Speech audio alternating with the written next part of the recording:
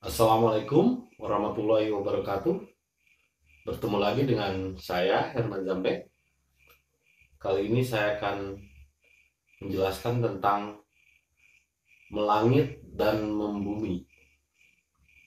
Seperti biasa, sebelumnya yuk mari kita ngobrol perihal Islam, ngobrol perihal iman.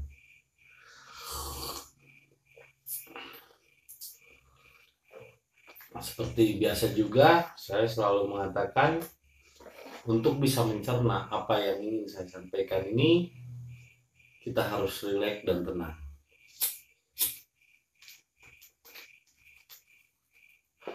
Nggak boleh pakai nafsu, nggak boleh pakai pikiran, nggak boleh berprasangka buruk. Rileks, tenang, dan dengarkan. Jangan sepotong-sepotong, karena kalau sepotong nanti jadi salah tangkap dan salah persepsi. Di sini saya tidak pernah menyalahkan siapapun, juga tidak menyudutkan siapapun.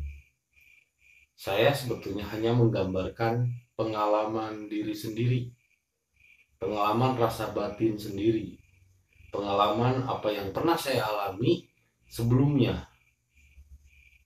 Makanya itulah disebut hakikat ma'rifat adalah ilmu kenyataan, ilmu yang pernah dialami, pengalaman. Jadi hakikat ini bukan hayalan tapi pengamalan, pengalaman dan pengamalan.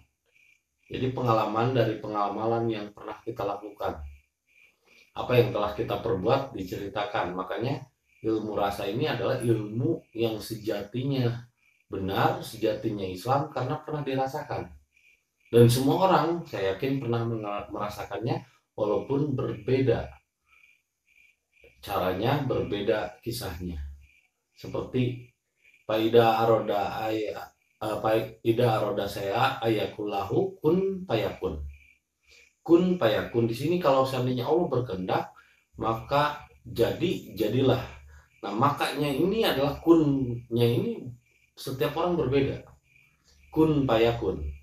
Ada orang yang kun payakunnya itu setelah menurut teman saya juga, itu sahabat saya, dia mengatakan teman saya ini Ustaz, kunnya itu ketika dia ngasih ke orang, ketika dia sodako, tiba-tiba dia mendapatkan suatu hikmah berkah, entah ketenangan hati, entah tiba-tiba dia dapat rezeki yang tak terduga.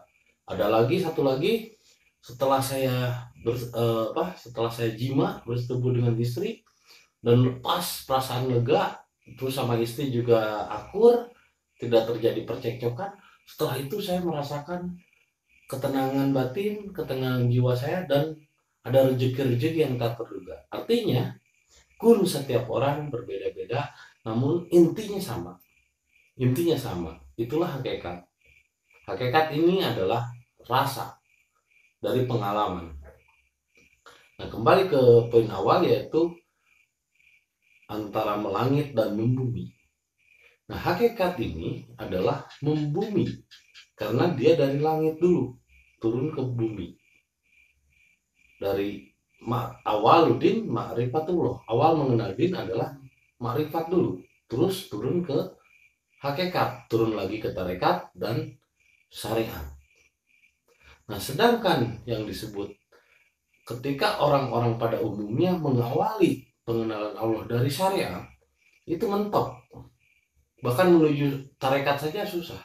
Sudah di tarekat juga tidak mungkin sampai kepada hakikat dan marifat, bahkan terpotong pesannya.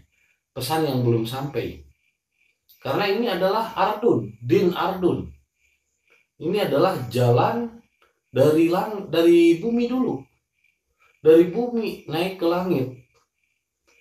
Dari bumi naik ke atas itu api, emosi, nafsu, pikiran.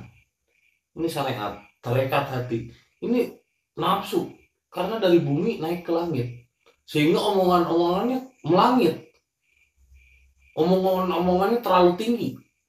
Akhirnya yang dipakai adalah hayalan. Contohnya ketika menggambarkan Dajjal, Dajjal ini akan turun di sini, di Kuwait, di sini. Akhirnya ngayal, bukan kenyataan. Dajjal ini makhluk begini, raksasa begitu. Waduh, jadi ngayal ujung-ujungnya. Makanya saya pernah ketika kalau ngobrol sama orang begitu, Bosan, saya mau ke Jepang nanti bulan depan. Loh, mau ngapain katanya ke Jepang? Kata saya mau bantuin Ultraman Taro bunuh para monster. Habis dah aja dibayangin sama pikiran, akhirnya jadi ngayal, jadi kayak film kartun. Imam Mahdi, oh begini ciri-cirinya belum turun. Wah, Imam Mahdi udah kelewat, Imam Mahdi bahkan udah meninggal dunia. Ini masih ngayalin, masih ngarepin bahwa akan turun Imam Mahdi. Dan Imam Mahdi yang dibayangkannya itu adalah hayalan. Oh, mau lagi begini pakai kuda putih, pakai inilah pimpin pasukan. Ujung-ujungnya kalau agama Ardun naik ke atas jadi melangit. Jadi terlalu tinggi hayalannya. Ini hayalan tingkat dewa. Akhirnya jadi ngayal surga, selangkangan, 40 bidadari. Ini akhirnya ujung-ujungnya cuma ngayal. Ini yang disebut dari bawah menuju langit. Jadi kalau seandainya mempelajari ilmu dari pikiran, meskipun itu ada katanya dalilnya begini, pakai dalil dong, dalilnya begini, tetap aja dicerna dengan pikiran jadi ngayal ujungnya. Kisah Dajjal aja jadi ngayal gitu, bahwa Dajjal ini makhluk begini, matanya begini, turunan dari ini, wah begini begitu. Ya ujung-ujungnya ngayal, jadi nggak menerima kenyataan. Kiamat ini bumi akan hancur begini begitu. Lah kok jadi ngayal semua? Padahal Dajjal itu jelas sifat dan karakter. Kita harus menghindari sifat-sifat dan karakter Dajjal. Dimana karakter Dajjal itu yaitu tadi memandang sebelah mata, terus dirinya raksasa, menganggap orang lain rendah, menganggap orang lain kecil. Terus surga dan neraka ada di surganya ada di tangan kanan, nerakanya ada di tangan kiri. Jadi menganggap surga dan neraka adalah miliknya. Dia berhak begitu saja menjustifikasi orang, ini salah, ini sesat, ini neraka nih, ini surga, ini ahli surga nih, bidadari surga. Lah, itu Dajjal. Jadi dia berhak menjustifikasi orang. Padahal kalau seandainya dari makrifat dulu, kebalikannya. Kalau makrifat, orang-orang makrifat itu adalah orang-orang yang menghadapi hidup dengan kenyataan. Karena dirinya adalah manusia. Jadi dia tidak punya hak, jadi dia tidak berani untuk menyampaikan oh kamu salah, kamu benar, karena dia manusia. Dia memposisikan dirinya sebagai manusia, sehingga ketika menghadapi sesuatu masalah atau apapun, dia tidak punya hak sama sekali untuk menjustifikasi orang lain. Dia tidak punya hak sama sekali untuk menuduh sesat atau kafir kepada orang lain, karena dirinya manusia. Jadi dia tidak memposisikan dirinya sebagai Tuhan. Nah, sedangkan orang-orang yang berada di tingkatan syariat yang dari bawah menuju langit itu ngayal, bahkan terlalu tinggi. Bahkan dia yang berhak mengkafirkan orang lain dan lain sebagainya. Menurut siapa? Ya baru katanya juga. Dan ternyata yang diyakininya itu juga baru katanya. Katanya begini, dalil begitu. Nah, katanya juga itu dalil itu begini-begini. Ya semuanya juga baru katanya. Bukan kenyataan tapi hayalan. Nah, inilah agama Ardun. Inilah yang disebut dengan Din Ardun. Jalan yang dari bumi menuju langit itu api. Api itu kan dari atas, dari bawah ke atas naik. Makanya cepat emosi.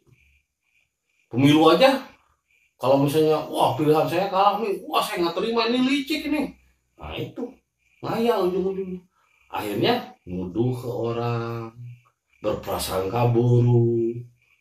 Nah, jadi pikiran udah di depan kan, pikirannya udah terus diliputi oleh imajinasi, berprasangka buruk itu kan prasangka buruk, hurupat, hayalan, itu kan dari sini lahirnya, dari pikiran, dari syariat, dari jalannya pikiran. Makanya agama syariat itu dari syariat itu kayak api naik ke atas, itu melangit terlalu tinggi hayalannya, hayalan tingkat dewa, saya menyebutnya hayalan tingkat dewa ini. Wah terlalu tinggi. Akhirnya agama-agama syariat ini yang diawali dari syariat, ujung-ujungnya ngayal, ujung-ujungnya berprediksi ini, berprasangka ini, membayangkan ini, membayangkan itu, tapi dia tidak melihat kenyataan, ngahayal, menuduh orang lain dan lain sebagainya. Inilah yang disebut dengan agama ardun dari bumi. Itu agama yang disebut dengan syariat. Syariat itu dari bawah naik ke atas. Tapi kalau hakikat marifat dari atas turun ke bawah, sehingga dia lebih membumi, lebih rasional, lebih diterima dalam kenyataan, karena memang hakikatan marifat itu adalah kasunyatan, kenyataan hidup, bukan hayalan, kenyataan hidup. Jadi dia membicarakan sesuatu pun berdasarkan kenyataan, berdasarkan pengamalan, berdasarkan juga pengalaman. Jadi bukan tentang hayalan harus begini surga begitu, enggak. Kita yang nyata aja, yang nyata benar-benar terjadi. Makanya kalau yang benar itu adalah harus dari atas dulu. Awaludin ma'rifatullah. Awal mengenal diri itu harus mengenal dulu Allah. Dan cara untuk mengenal Allah adalah mengenali diri. Man arafa nafsahu faqad arafa rabbahu. Barang siapa yang mengenali dirinya, maka dia akan mengenali Tuhannya. Maka dia akan mengenali siapa Allah. Mengenali diri dulu, nyata. Bagaimana caranya, Bang, untuk berserah diri katanya? Yang terpenting ini yang harus diserahkan. Ini sujudkan. Ini karena ini sifatnya itu melayang terus, ngehayal. Lagi sholat aja, ngayal kemana-mana. Berprasangka ini. Kalau seandainya terus kita dibiarkan, sementara jiwa kita tertidur, kita dibiarkan pikiran terus yang menguasai diri, ini kita akan tersiksa selama hidup kita. Akan terus berprasangka buruk sama orang lain. Akan terus berpikir bahwa wah licik nih, KPU nih licik. Karena apa? Pikiran yang terus melayang-layang dan berprasangka. Coba kalau kita menggunakan rasa. Gunakan rasa. Kenyataan, kita hadapi kenyataan. Menyerahnya itu dengan rasa, bukan dengan ini. Dan simpan pikirannya. Ini sama ketika seperti sholat, berdiri, menyerah, Allahu Akbar. Menyerah. Pikiran itu menyerah. Kalau lagi ditodong kan sama orang, menyerah begini. Angkat tangannya, menyerah. Ya kan? Menyerah sama Allah, Allahu Akbar. Dijaga hatinya juga. Menyerah. Lalu bagaimana menyerah? Ini jangan di kemana-mana, jangan pikirannya di kemana. Makanya istilah di Sunda suka dipakai ikat. Ini ikat itu tujuannya agar pikiran jangan kabur, jangan kemana-mana. Ini simbol dalam Sunda, ini simbol bahwa kenapa pakai ikat, agar pikiran tidak kemana-mana, agar tidak ngayal, agar tidak melangit, untuk tetap di bumi. Jadi pikiran tetap di bumi, pikiran tetap dirasakan, merasakan tubuh, merasakan nikmatnya rokok. Kan hidup apa? Intinya hidup untuk menikmati, dinikmati, disyukuri. Dan disyukuri pakai apa? Pakai rasa, bukan pakai pikiran. Kalau misalnya kita ngerokok, tapi pikiran ngayal kemana-mana, nggak enak rokok. Tapi kalau kita merasakan rokok, sambil merasakan, di bumi tetap pikirannya, jangan kemana-mana. Jangan ngayal. Makanya lebih berbahaya terpengaruh oleh pikiran daripada terpengaruh oleh asap rokok. Lebih berbahaya terpengaruh oleh pikiran daripada terpengaruh oleh asap rokok. Jadi pikirannya diikat, jangan kemana-mana, jangan kabur ke sana kemari, apalagi jangan sampai ke langit, terlalu tinggi hayalannya. Surga begini, surga begitu, buruk lah. Nabi Muhammad disuruh Miraj pakai buruk, padahal buruk di situ bukan kendaraan, wajah perempuan kuda kayak gini, wah itu jadi ngayal dengannya. Padahal buruk di sini adalah bibarokatin, dengan keberkahan. Maka cobalah mengenali Allah dengan mengenali diri, agar kita membumi, bukan melangit. Kebalikannya, kalau dari syariat itu ujung-ujungnya melangit, terlalu tinggi hayalannya. Akhirnya jadi nuduh orang, nuduh ini, nuduh licik, nuduh curang lah sama orang. Selalu dirinya diliputi oleh kemarahan dan kedengkian, hasud, benci, berprasangka buruk sama orang. Sebetulnya neraka tidak menunggu sampai dirinya mati, karena di dunia pun dia sudah diliputi oleh kemarahan dan kedengkian. Sebetulnya neraka tidak menunggu dia harus mati dulu. Di dunia pun dia sudah merasakan panasnya pikirannya, panasnya hatinya, sehingga tindakannya selalu anarkis. Dan dakwahnya selalu mengajak orang untuk melakukan anarkis pula. Kemarahan, dengki. Akhirnya orang dibawa kepada kemarahan dan kedengkiannya. Nah, lalu siapa yang terbawa? Ya orang-orang bodoh yang percaya. Orang-orang bodoh yang percaya sama ahli kitab. Ahli kitab kok disembah. Ahli kitab itu kan diayatin juga. Ahli kitab itu lima talbisul hakku bil batil, memutarbalikan ya jadi batil. Itulah agama Ardun. Yang percaya kepada kitab itu ujung-ujungnya membalikan antara hak dan batil. Yang hak jadi batil, yang batil jadi hak. Ini terlalu ngayal, melangit. Sedangkan yang disebut dengan marifat dan hakikat adalah pengenalan jati diri dan kenyataan hidup apa yang dirasakan. Bahkan ketika menyerah kita harus awalnya itu harus mengenal dulu batin. Itu batin. Batin itu ibarat kelompok kelapa. Itu luarnya itu ada hatinya dibuka, terus ada batoknya dibuka. Ketika batoknya dibuka, nah di situ ada dagingnya yang putih, itulah batin. Nah, kita harus menemukan dulu setelah baknya dibuka, menyerah dengan rasa. Kalau ketemu baknya, dibuka baknya, jadilah alif. Bak terbuka, jadilah alif. Alif ini adalah air kelapanya yang paling dalam. Nah, ketika alif tertantang antara Allah yang ada di dalam diri dan Allah yang ada di luar diri, melebur menjadi satu, hilanglah alif, maka jadilah bismillah. Satu kesatuan antara dirinya dan Allah. Sehingga sifatnya akan Ar-Rahman dan Ar-Rahim terhadap sesamanya. Sifatnya akan Rahman dan Rahim. Sifatnya akan sangat melas asih. Inilah yang disebut silih wangi, saling memberi wangian. Silih asah, silih asih, silih asuh. Gemah ripah roh jinawi. Gemah ripah repeh rapih. Ini akhirnya jadi rapi, jadi rukun. Dengan tetangga rukun, dengan siapapun rukun, dengan berbeda agama rukun, dengan berbeda keyakinan dan pemikiran pun tetap rukun. Inilah yang disebut Bhinneka Tunggal Ika, dan semuanya untuk innalillahi wa inna ilaihi rajiun. Terima kasih atas kesetiaannya menonton video dari channel saya ini. Semoga bermanfaat dan jadi hidayah bagi kita semua.